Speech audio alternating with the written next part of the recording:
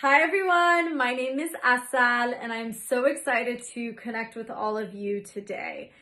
What I'm about is inspiring the world and humanity to view life through a lens of gratitude. What would the world look like if we were grateful every day and we were grateful for every human being coming our way? My journey started actually as an oncology pharmacist. So for those of you who don't know, pharmacists can specialize and do postdoctorate residency training after pharmacy school. And I decided to do 2 years. My first year was in the hospital setting, inpatient setting, and I decided to do a second year strictly in oncology and hematology. And what that means is I had the opportunity to learn about chemotherapy medications to assist and support patients in battling cancer. I landed my dream job at an oncology clinic soon after completing my residency training. And a few months into the work, to my surprise, I unfortunately found myself feeling unfulfilled and unhappy. And I didn't understand why, because I had worked incredibly hard to get to this point in my life, and I literally landed my dream job. And it was an internal struggle for quite some time until a mentor of mine encouraged me to start writing my moments of gratitude every night before going to bed. She said, give yourself 2 minutes every night before going to bed. Think about what you're grateful for. And I promise you, things will change. You'll start viewing life a little differently. I didn't believe her at first, but I stuck with the practice, and believe it or not, a few months into it, my view on life did change. And I realized that the patients at the oncology clinic became my biggest life teachers.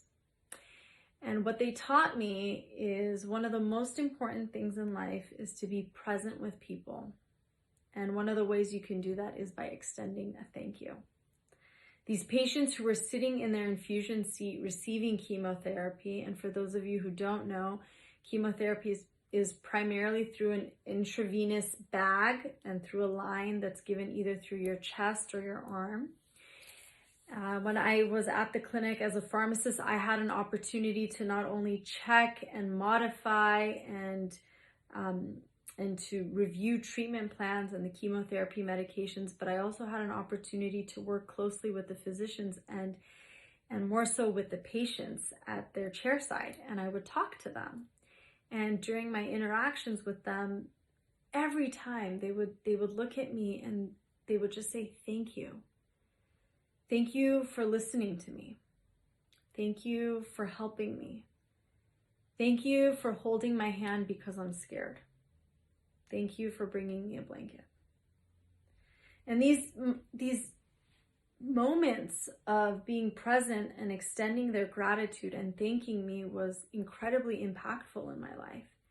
And I thought to myself, wow, like we don't need to get sick to realize this and to realize the things that do matter in life. It doesn't matter how much money you make, the car you drive, what your status is in society, how many people you know. It's not about that. Life is about being present with people and more so extending your gratitude to others. And so one day I had this burst of inspiration and I created this concept called the gratitude grams, which are tokens of appreciation to encourage people to share their gratitude with others. Because gratitude is a universal language that we all speak. And not only is it a universal language, it's a tool that we can pull out of our pockets and practice every day. Studies have shown the plethora of benefits when it comes to practicing gratitude and how that can impact you as a human being, as a community, and as a society as a whole. And that's where my coaching came into play.